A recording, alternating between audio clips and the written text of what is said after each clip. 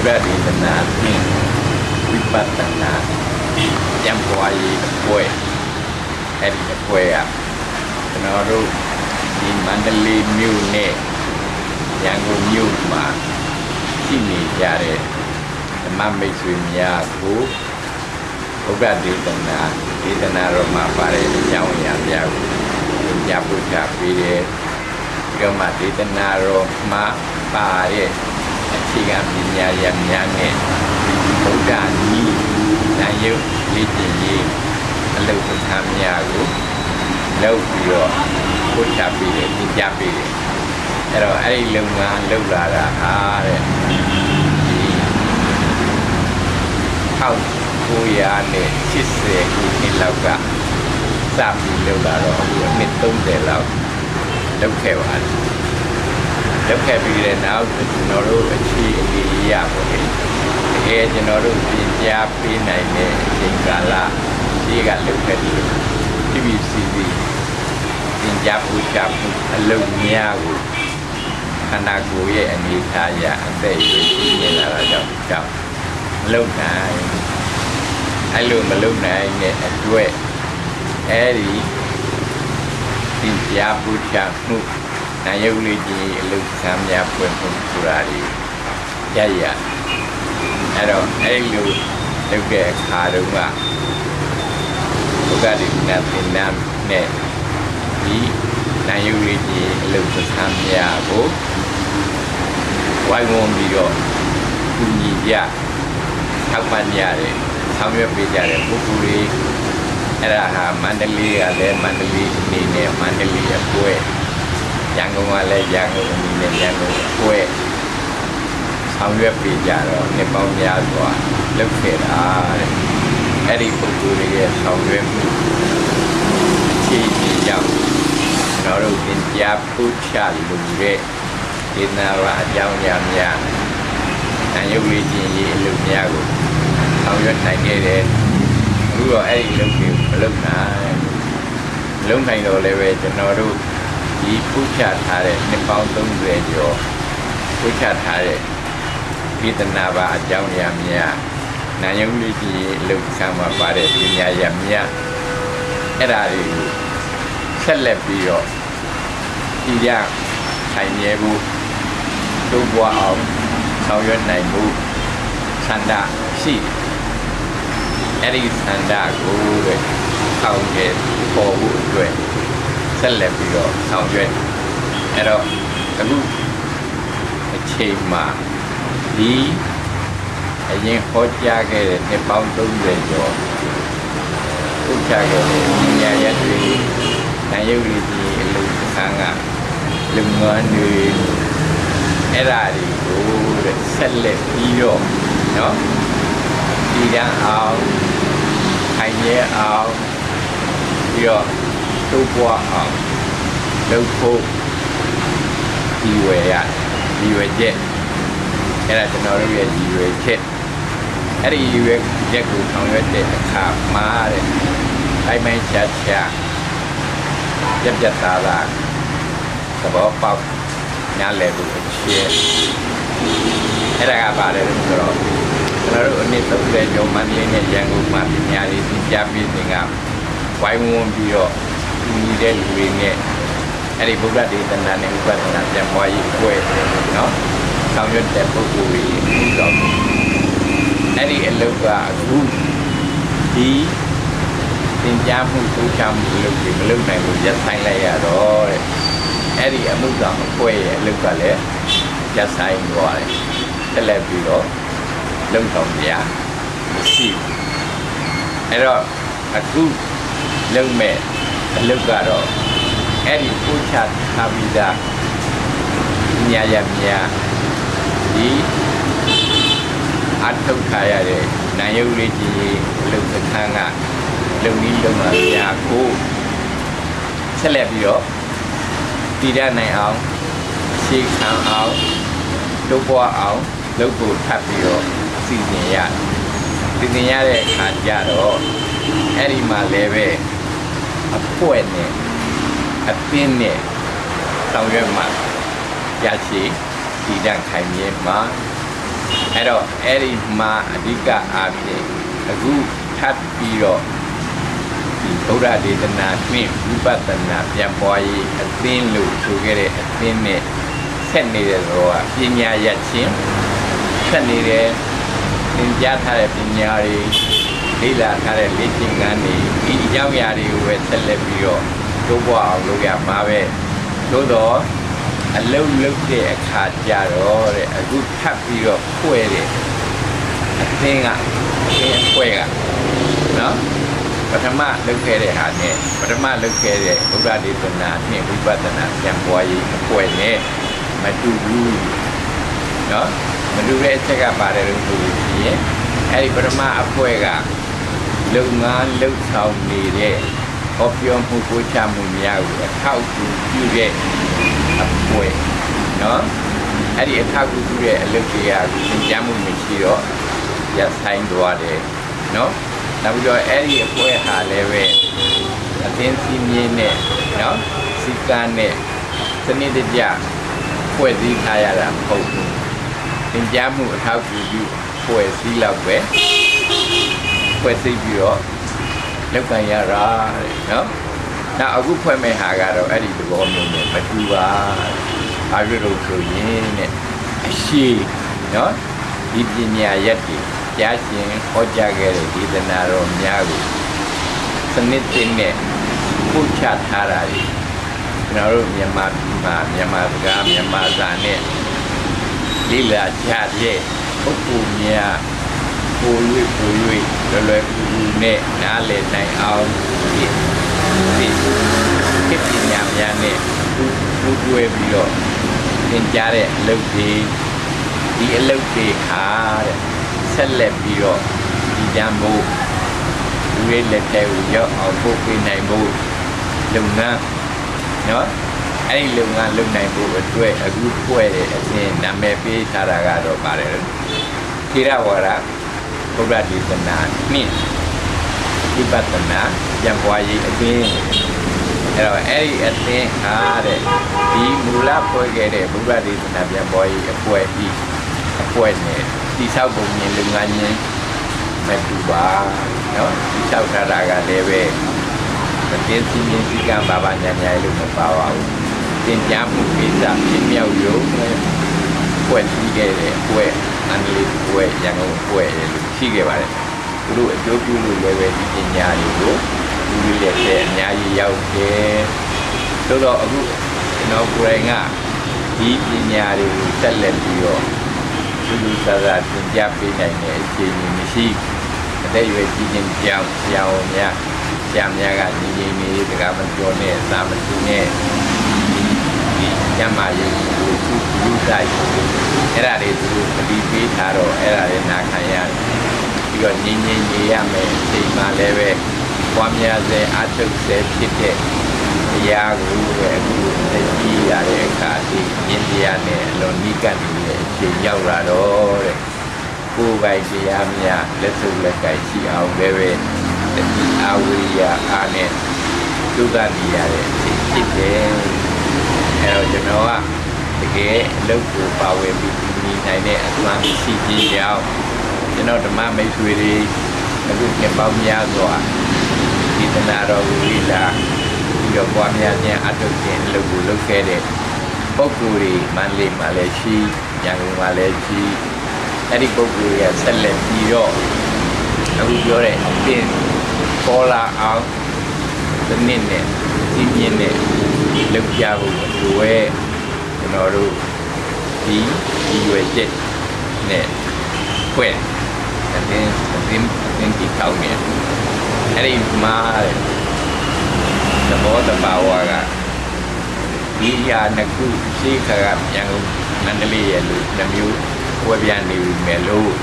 အခုနောက်ထပ်ဖွဲ့စည်းပြီးထောင်တဲ့ဒီရဝါဒဘုရားဒေသနာနဲ့ဥပဒနာကျမ်းပွားရေးအသင်းကြတော့မန္တလေးကဒီဒေသနာကိုသင်ကြားခဲ့တဲ့ပုဂ္ဂိုလ်တွေတရားအထုခဲ့တဲ့ဒီနဲ့အထုခဲ့တဲ့ပုဂ္ဂိုလ်တွေရန်ကုန်ကရှိတဲ့ပုဂ္ဂိုလ်တွေအဲ့ဒီသင်ကြားထားတဲ့ပုဂ္ဂိုလ်တွေအထုထားတဲ့ပုဂ္ဂိုလ်တွေကပဲ ဝိုင်းဝန်းပြီးတော့အတင်းတစ်ခု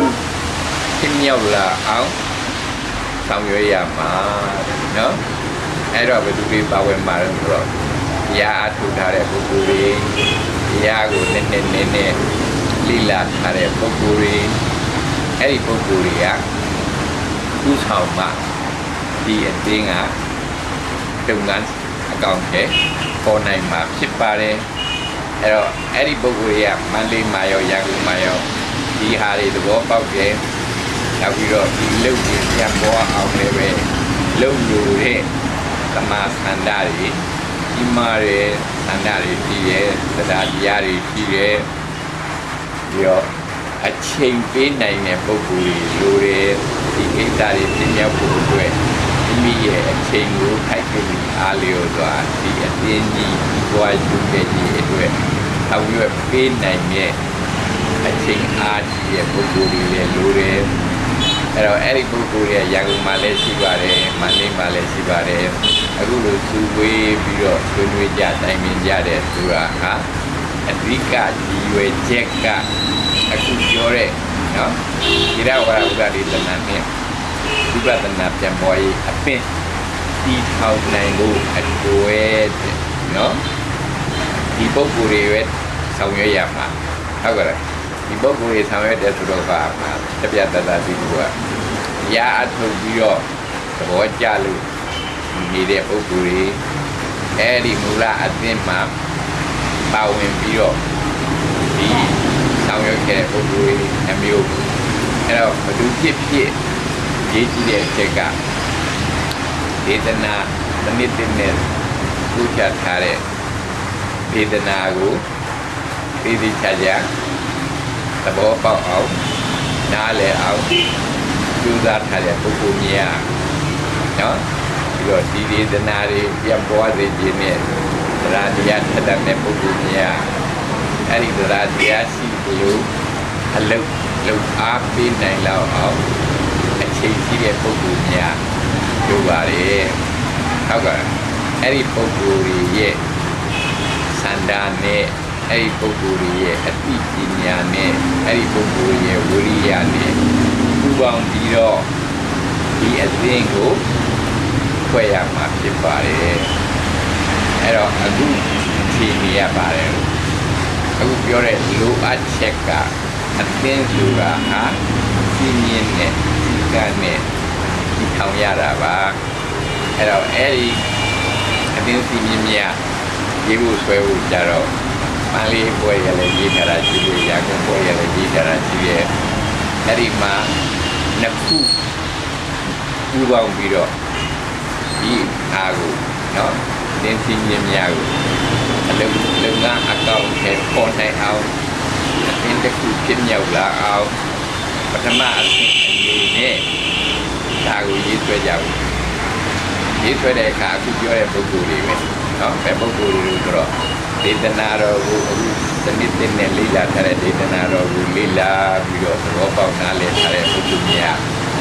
ရာတရားအလုံးထက်သန်တဲ့ပုဂ္ဂိုလ်များအဲ့ဒီထက်သန်တဲ့အတိုင်းအလုံးလုံးနိုင်တဲ့အလားချင်းပြနိုင်တဲ့ပုဂ္ဂိုလ်များပါဝင်ကြရမှာနော်အဲ့ဒီပုဂ္ဂိုလ်ပါဝင်ပြီးတော့ဒီလိုဖွဲ့အဲ့တော့အဲ့ဒီဖွဲ့နိုင်ဖို့အတွက်အခုကကျူးတင်၍ပြင်ဆင်ခြင်းအဲ့ဒီကျူးတင်ပြင်ဆင်ခြင်းဆိုတာဘာလဲ preliminary preparation နော်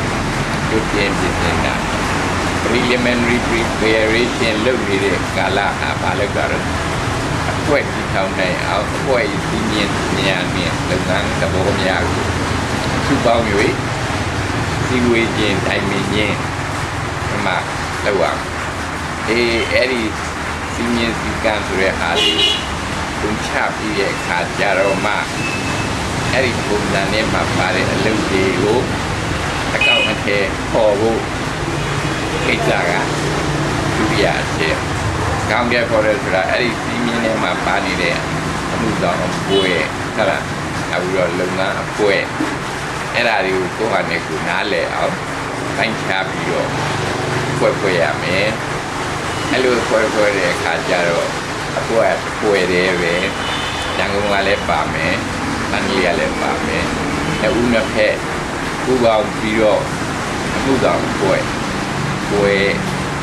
တ်ကဲ့လားအဲ့ဒါကအများသဘောတူတော့မန္တလေးကလည်းမန္တလေးရဲ့ပွဲကမန္တလေးကရှိတဲ့ဒေသခံတွေကသူ့ဟာနဲ့သူဟောဒီအချက်တွေပါတဲ့ပုဂ္ဂိုလ်များဒေသနာတော်ကိုနည်းနည်းသိမြင်ပြီးတော့လေးလာထားတဲ့ပုဂ္ဂိုလ်အဲ့ဒီဒေသနာပြန်ပွားစေခြင်းနဲ့နော်တရားတရားထက်သန်သူသန္တာရှိသူနောက်ပြီးတော့အချိန်ပေးနိုင်တဲ့ပုဂ္ဂိုလ်တဲ့အဲ့ဒီပုဂ္ဂိုလ်တွေကိုမန္တလေးရလဲမန္တလေးရှိတဲ့ဓမ္မမိတ်ဆွေတွေကရွေးပြီးတော့အဲ့ဒီပုဂ္ဂိုလ်တွေကို request လုပ်ဆောင်ရွက်ပေးပါမယ်ရန်ကုန်ကလည်းပဲဒီအတိုင်းပဲဒီအင်္ဂါရက်တွေနဲ့ညီရဲ့ပုဂ္ဂိုလ်တွေကို request လုပ်ဒီအတင်းကြီးဖြစ်မြောက်အောင်ဆောင်ရွက်ပေးကြပါလို့တောင်းပန်ရအောင်နော်ဘာလို့ဆိုတော့ရရှင်ဒေသနာဆက်လက်ပြီးတော့တည်တံ့အောင်ဆိုတာဒီနေရာမှာဆိုမြန်မာစကားပြောမြန်မာစာနဲ့ရေးမြန်မာလူရှင်းသုံးနေတဲ့လူ့ပွဲစည်းတဲ့မှာဒီဒေသနာတော်နဲ့ဒီဝိပဿနာအလုပ်တွေဆက်လက်ပြီးတော့တည်တံ့နိုင်ဖို့ဒီရွယ်ချက်ကအဓိကအဲ့တော့အရေးကြီးလို့ထက်ကပါတယ်တော့ဒီဒေသနာဟာအထူးတစ်ဖြင့်ဟောဒီပညာရက်တွေကိုလိလာမှဒါတွေသိလာတော့ဒီဘက်ခန္ဓာကိုယ်ရဲ့ဒုက္ခနာအကြောင်းသိတယ်နာမခန္ဓာကိုယ်ရဲ့နာခန္ဓာအကြောင်းသိတယ်အချက်ကြသိလာမှဒီပညာတွေကိုအခြေခံပြီးတော့ကြိုးစားမှအဲ့ဒီကြိုးစားတော့ဘာတွေဖြစ်လာတော့ရိုးရိုးကုကုလေးလို့ဒီခန္ဓာမှာကိန်းအောင်နေတဲ့ပါတယ်လို့ငါအစွဲဟုတ်ကဲ့လားပုဒ်နဲ့အစွဲတွေကြီးပါတယ်အဲ့ဒီကြီးတာတွေဟာဘာလို့ရမှာလဲအခုပြောနေတဲ့ဒေသနာပါပညာရများနဲ့နာယုတ်လေးကြီးလူများနဲ့ဖြည့်ပြီးတော့ဆောင်ရွက်လို့ရှိရင်တစ်ဖြည်းဖြည်းအတ္တအစွဲမာနအစွဲငါအစွဲတွေရောလာမယ်အဲ့ဒီအစွဲတွေရောပါမှရရှင်ပေးတဲ့ဒီပညာမက်ကင်လန်းကိုကျက်နိုင်မှာဟုတ်ကဲ့လားအဲ့တော့အဲ့ဒီလိုတက်လှမ်းနိုင်ဖို့မြင်တော်တရားမြတ်တော်တရားများကိုအထုတ်နိုင်ဖို့အတွက်ဒီအလုပ်ကိုလုပ်ဒီပွဲယူပွဲဟုတ်ကဲ့လားဖွဲ့ပြီးဒီပွဲကြီးအသိဉာဏ်စီကနေအခုလည်းရေးဆွဲထားနောက်လိုအလုပ်ရှိလို့ရှင်လည်းထပ်ပြီးတော့ရှင်းဟလာမလိုလို့ရှင်လည်းပြုတ်အဲ့ဒီလိုလုပ်ရမယ်အဲ့တော့အသိကြီးဟာတကယ်အသက်ဝင်ပြီးတော့လှုပ်ရှားနေတဲ့အသင်ဖြစ်ရမယ်။ဘိုင်းဝတ်ဆောင်ရွက်နိုင်ရမယ်။အဲဒီလိုအတ္တတွေကိုလျှော့မာနတွေကိုလျှော့တာမန်လူသားတို့ရဲ့တရားနဲ့မတူတဲ့တရားအသစ်နဲ့လှုပ်ဆောင်ရမယ်။နော်အသင်ဤကိစ္စဝဝကိုလှုပ်ဆောင်တဲ့အခါပါတယ်လို့တာမန်အယတ္တတို့လှုပ်ဆောင်တဲ့ဒီလိုအတ္တရှည်တန်းတင်ပြီးတော့ပြောနေဆိုနေတဲ့အလုပ်မျိုးနဲ့လုံးဝမသက်ဆိုင်ဘူး။ဒါလျှော့ရမှာလို့ဒါအတွဲလျှော့မှန်ပြီးလျှော့အဲ့တော့ဒီအသင်းဝင်တွေကိုယ်တိုင်ကအဲ့ဒီလိုလျှော့နိုင်မှအဲ့လိုလုပ်နိုင်မှပါတယ်လို့နောက်ထပ်လူတွေအစ်စ်ဝင်လာတဲ့လူတွေကိုနမူနာပြတယ်မိမိရသိခံနိုင်တယ်နော်မိကိုယ်တိုင်ကအကျိုးသူတစ်ပါးအကျိုးအတွက်တကယ်ဆောင်ရွက်နေတယ်အဲ့ဒါတွေကိုနမူနာပြနိုင်တာနော်အဲ့တော့အဲ့ဒီလိုမြင့်တဲ့တရားမြတ်တဲ့တရားများဆက်လက်ကြည်နိုင်ဖို့အတွက်အခုပါတယ်သီရဝါဒဘုရားဒေသနာနှင့်ဝိပဿနာပြန်ပွားရေးအသင်းဆိုတာကိုဒီထောင်တာပါเนาะအဲ့တော့အခုအဲ့ဒါကြီးတရားရိုက်မှုအတွက်ဒီပါလို့ဆိုရင်ဒီတရားအားထုတ်ခဲ့တဲ့လူတွေဒီတရားကိုတိုးပွားစေခြင်းနဲ့သမာသနာရှိတဲ့လူတွေနောက်ပြီးတော့အချိန်အားပေးနိုင်တဲ့ပုဂ္ဂိုလ်တွေဝိုင်းဝန်းပြီးတော့ဆောင်ရွက်ပေးကြပါဒါမှကျွန်တော်တို့ပို့ချထားတဲ့နှစ်30ကျော်ပို့ချထားတဲ့ပညာတွေပြောက်ွယ်မသွားပဲနဲ့တတ်နိုင်တဲ့များပေါ့လေဆက်လက်ပြီးတော့အချိန်ကြီးတဲ့များကြိုးစားနေရင်တည်ရမယ်ပို့ပွားမယ်အဲ့ဒီရွယ်ချက်နဲ့ကျွန်တော်တို့လုပ်တဲ့အခါကျတော့အခုလုပ်ရမယ့်အာမအခု ပြောတဲ့အကြီးသွေးနဲ့ပြည်စုံတဲ့လူတွေရပါတယ်ကျုပ်တင်ပြင်ဆင်တဲ့အပွဲသားတွေ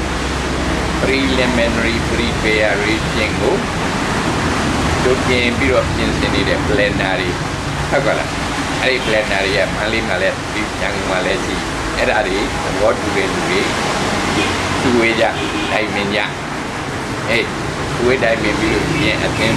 ဒီပြင်ဒီကံရေးဆွဲပြီးလို့ရှိရင်အဲ့ဒီဟာကိုပုတ်ကိုနဲ့တားတယ်လို့အသင်းအကောင့်ထဲပေါ်အဲ့တော့အရေးကြီးတာကအာယာဒုညာယာဒုကအရေးကြီးတာမဟုတ်ဘူးဘာကအရေးကြီးတာတော့အဓိက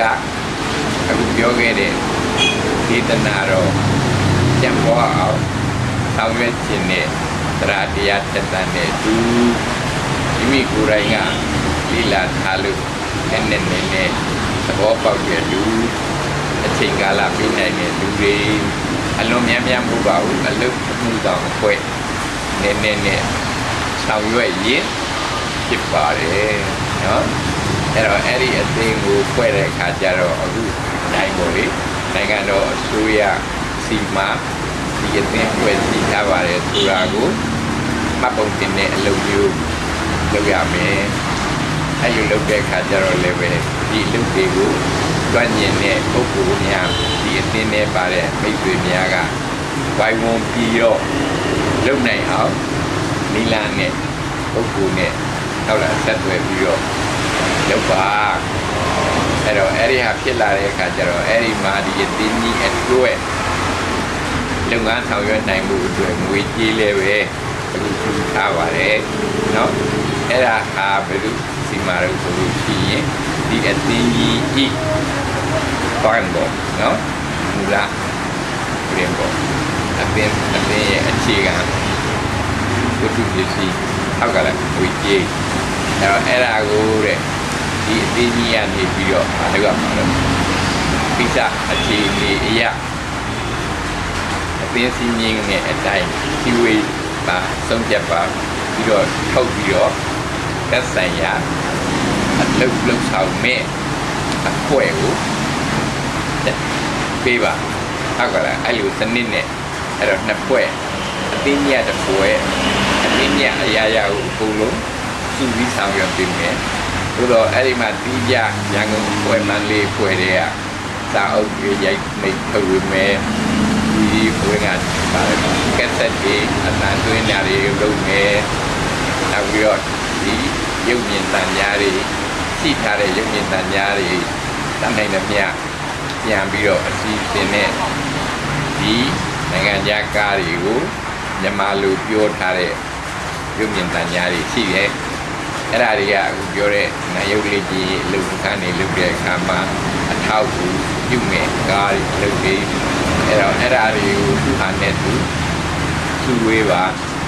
တိုင်းမင်းမှာလုပ်ကြပါလုပ်ပြီးတော့သဘောတူဆုံးဖြတ်ပြီးလို့ရှိရင်လူအပ်တဲ့လူကြီးကိုဒီထောင်ထားတဲ့မူလဒီနေရာဒီအဖွဲ့ကြီးကနေပြီးတော့ပြပါလိမ့်မယ်ခွဲဝေပြီးတော့ပေးမယ်အဲ့တော့မန္တလေးကလူများလည်းမန္တလေးမှာတတ်နိုင်တာလို့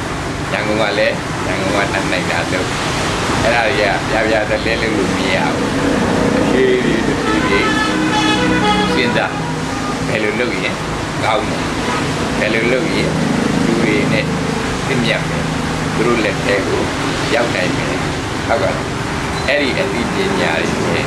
ဟောရရအဲ့တော့ဒါရီယာဘာတွေလို့ရှိရင်တဲ့လူဘဝလူခန္ဓာ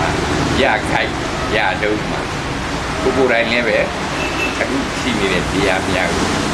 သူ့ရဲ့သူ့အောင်เนาะအစင်းမြင်နေတဲ့မြင်အောင်အားထုတ်ရမယ်เนาะဒီမိကိုယ်တိုင်တရားခံအားထုတ်ခါတာရှိမှအတ္တနဲ့ပဲမာနနဲ့ပဲအဲ့ဒါမှပို့ပြီးတော့အသင်ကိစ္စကိုပြည့်ပြည့်ဝဝဆောင်ရွက်နိုင်ပဲအဲ့တော့ကိုယ်တိုင်ကလည်းပဲတခြားသူများကိုနမူနာပြဒါနဲ့နမူနာပြမှာဒါနဲ့သဘောတူเนาะဒီခန္ဓာတရားတော်ကိုနားလည်တဲ့အတွက်မိမိရဲ့စိတ်ကိုကြော့ရဲပညာများတိုးပွားဖို့တရားတော်ဤလုံများတိုးပွားဖို့အတွက်တရားများထက်တဲ့တဏ္ဍာနဲ့အလုပ်လုပ်တယ် အဲ့ဒါတွေကကိုကိုယ်တိုင်ကနမူနာပြပြီးတော့လုပ်ရအဲ့မှာအခုပြောတဲ့အကြောင်းအရာတွေကအရေးကြီးဆုံးကပညာပဲအဲ့ဒီပညာကဘာလို့ဆိုတော့အခုသင်ပေးထားတဲ့တရားတွေမှာပါတယ်ယုတ်ခန္ဓာအကြောင်းနာခန္ဓာအကြောင်းကိုပိုင်ပိုင်ခြားခြားသိလို့နာမရူပပြိပေတာပညာဆိုတာကိုရထားလို့နှလုံးသွင်းလို့သိဉာဏ်လို့အဲ့ဒီမှာမိမိရဲ့ရိုက်တွေကိုကတရားနဲ့ရှင်းတဲ့ရိုက်တွေသေးသေးခြားခြားအလုပ်လုပ်လာတော့စိတ်နေသဘောထားလေးပဲသတိတရားလေးကြောင်းလဲလာနော်အဲ့လိုကြောင်းလဲလာတော့ဘာတွေကြောင်းလဲလာတော့အပြောဆိုလည်းကြောင်းလဲလာလေတွေးလာအလုပ်ကိုင်းလည်းကောင်းပါအဲ့တော့အပြောလည်းမှအလုပ်လည်းမှအနေမှနဲ့အဲ့ဒါဟာဒီလာတဲ့ခါလို့ပြောနေခေါ်တယ်အဲ့ဒါအရှင်းမှရှိနေတဲ့အောင်နေတဲ့အတွင်းဝင်များဟာဒီသိက္ခာသုံးပါးနော်ပြောမှလုပ်မှအနေမှနဲ့ဒီလာသိက္ခာတွေရှိမှဒီကလည်းအလေးအမြတ်ပြီးတော့နောက်ကလိုက်လာကြမယ်ဒီသဘောတွေကိုနမူနာပြနိုင်အောင်ဒီသိဉာဏ်ရှိတဲ့အသင်္နာတွေကဆောင်ရွက်ဖို့လိုပါတယ်အဲ့တော့အဲ့ဒီအကြောင်းအရာတွေကတဲ့ဒီချက်ချင်းလုပ်လို့မရဘူးပေါ်ကြထားတဲ့နှစ်ပေါင်း30ကျော်ကြီးထားတဲ့အားတွေကိုမိမိတို့ရဲ့နီးနဲ့စနစ်နဲ့ဒီကနေ့သူကောင်းတဲ့လေးတွေနဲ့သူပြန်ပြီးတော့ကြားလို့တွေ့လို့လွယ်အောင်ဖတ်လို့လွယ်အောင်အဲ့ဒါတွေလည်းလုပ်ရမယ်လုပ်ပြီးတော့မှအဲ့ဒီထဲကမိမိတို့ကိုယ်တိုင်နေထိုင်ရရဘောကြတဲ့တရားများကိုလုပ်ပြီးတော့ဘုံစိတ်ထုတ်ဝေးခြင်းဘုံစိတ်ထုတ်ဝေးပြီးတော့အတန်တွင်းပြီးတော့ကျန်ဝေးခြင်းနဲ့ကျန်ဝေးအဲ့ဒီအလုပ်ကြီးအားတဲ့ကျွန်တော်တို့ရဲ့ဒီရဝါဒဥဒ္ဒတိကျန်ဒီနာတော့ပြန်ပေါ်ဖို့တော့လုပ်တယ်လုပ်အဲ့တော့အဲ့ဒီဟာကိုလုပ်ဖို့အတွက်အခုအားလျက်ပုဂ္ဂိုလ်ရောငဝပုဂ္ဂိုလ်ရောနှစ်ဦးနှစ်ဖက်သဘောတူတဲ့အချက်ကဒီဒေသနာအားတဲ့အားလုပ်တာတော့ရခြင်းသုံးပါးကိုနာခံပြီးတော့မိမိကိုယ်တိုင်မိမိရဲ့ဒီယူကုသပင်တို့ရဲ့အရိုက်ကုသပင်တို့ရဲ့အလေးအဲ့ဒါတွေကိုဖယ်ပြီးတော့ဒီမြတ်စွာဘုရားဤတတိကောင်းမြတ်ဒါသမီးများအကျင့်ကောင်းအနေကောင်းအတွေ့အခေါ်ကောင်းတွေဖြစ်လာအောင်ဒီလုပ်ပြီးလုပ်ဖို့ဒီရဲ့အစဉ်ကြီးရအောင်ရရမှာပါတဲ့ဒီ30ကျော်သင်ကြားဖို့ချလာတာလေဒါကိုပဲထပ်တယ်လို့ပြောပါအဲ့တော့အဲ့ဒီမှာတဲ့ပြောထားတဲ့အကြောင်းအရာတွေကများသွားပြီတော့အားပြောတာပြောရင်ဘုသုံးပါးနဲ့သံဃာလည်းကိုအကြောင်းပြောလာပါတယ်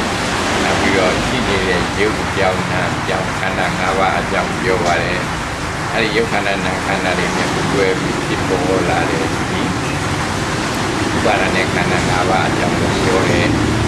အဲ့တော့အဲ့ဒီမှာဒီတော့စိတ်အတွင်းစိတ်ရဲ့အလုပ်တွေကိလေသာဝကအလုပ်လုပ်တဲ့အလုပ်တွေကမ္မဝကလုပ်တဲ့အလုပ်တွေဝိပါကဝကဖြစ်ပေါ်လာတဲ့တတ္တိဒါတွေအကြောင်းကိုအဲ့မင်းညတာသိလာအောင်ကျွန်တော်တို့ဒီအမျိုးနဲ့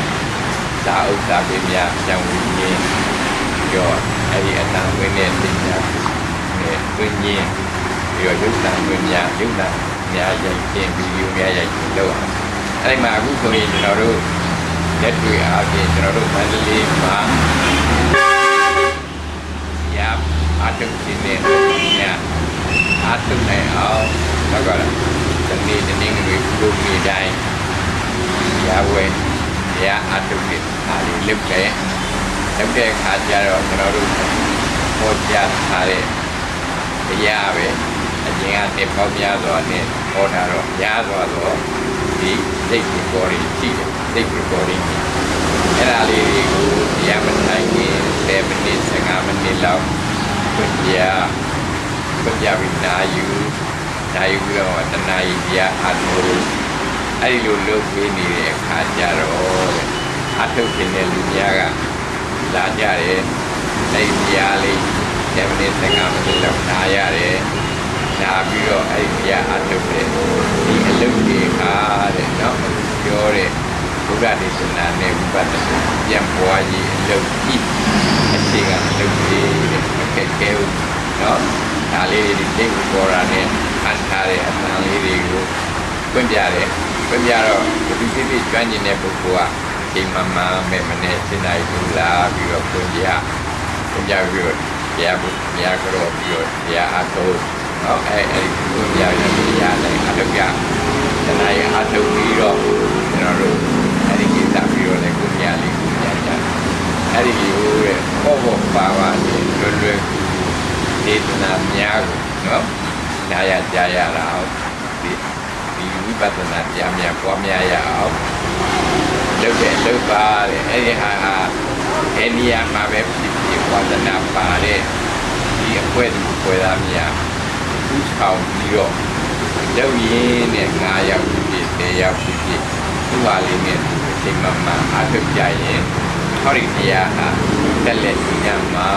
တဲ့အဲ့ဒီလိုအားထုတ်တဲ့ဉာဏ်ရှိမှတရားကိုလေ့လာတဲ့ပုဂ္ဂိုလ်များရှိမှဒီတရားကတက်လက်ဉာဏ်မှာတက်လက်ခိုင်နေမှာဒီပန်းချက်ကပြောတော့အခုရဲ့လူကြီးတွေတက်ကြီးကိုပြောလို့ကျွန်တော်တို့နားရတယ်လို့ပဲဒီပွဲသားတွေလည်းတက်ကြီးနားကြသို့တော့ပါတယ်လို့အဖြစ်ဖြစ်တော့ဒီလာပိုင်းကြီးဒီငယ်ပိုင်းကြီးကအာဝင်းလာအောင်သူတို့ကိုဟောပြောရနော်သိကြပေးရသူတို့ကိုယ်တိုင်ဝါဒနာပါပြီးတော့တက်လက်လောက်ကြလာလို့ရှိရင်ဒီပေါင်းများစွာဒီအသေးကြီးကဒီတမ်းပဲတဲ့ခိုင်မြဲမယ်အဲ့ဒါမှပြောတဲ့ဒီဒေသနာပါပညာများကိုတက်ပြောင်းမယ်ပြီးတော့ဒီလာသင်ကျဲမယ်ပြီးတော့ဘာဝနာပွားနိုင်မယ်နော်အဲ့တော့အဲ့ဒီအလုပ်တွေကိုကျွန်တော်တို့ဒီလိုလုပ်လာတာနှစ်30ကျော်ပါပြီအဲ့ဒီကျွန်တော်ကမလုပ်နိုင်အားနေ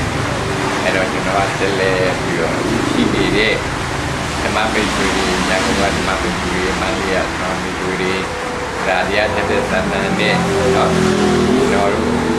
နှစ်30ကျော်ဆောင်ရွက်ခဲ့တဲ့ဒေသနာတော်တွေဆောင်ရွက်ခဲ့တဲ့လိလာခဲ့တဲ့ဒေသနာတော်တွေအထုခဲ့တဲ့တရားတွေကြောက်ကုန်မသွားအောင်ဝိုင်းဝန်းပြီးတော့ဒီမိကြပါဆောင်ရွက်ကြပါဆောင်ရွက်တဲ့အခါမှာဒေသနာမှာပါတဲ့အတိုင်းအတ္တကိုကျော်နော်မာနကိုကျော်ပညာကိုကြည်ရန်ခြင်းတရားတရားနဲ့လုံးဝိရိယနဲ့လုံးအဲ့ဒီလိုလုပ်ကြမိမိဒီပစ္စည်းကဘဝမှာလည်းပဲကုသိုလ်ကျိုးရပါလေတဲ့အတုရဲ့အကျိုးပြန်ပွားလို့တဲ့အကျိုးနောက်တန်တရားမှာလည်းပဲဒီပညာတွေကျိုးပွားအောင်လုပ်တဲ့ဘုံညာသံပါရနော်ကုသလဘုံညာသံပါရကိုပွားပြီးတော့ဘဝအလုပ်တဲ့အထောက်ပံ့ပေးမှာဖြစ်ပါတယ်အဲ့တော့ကျွန်တော်တို့ကနောက်မှညင်တာကတော့မမိတ်ဆွေချင်းချင်းညီနိုင်ကြလူကြအထောက်ထားတဲ့တရားတွေမှာပါတဲ့အနှစ်သာရတွေမိမိအမှန်လည်းမိမိရဲ့ဒီနေ့နှလုံးထဲမှာလည်းကိန်းအောင်နိုင်ဒီနေ့အဲ့နိုင်အောင်ကြိုးစားဉာဏ်တဲ့ပုဂ္ဂိုလ်တွေနိယနကလိုလားတဲ့ပုဂ္ဂိုလ်တွေဖြန့်ဝေး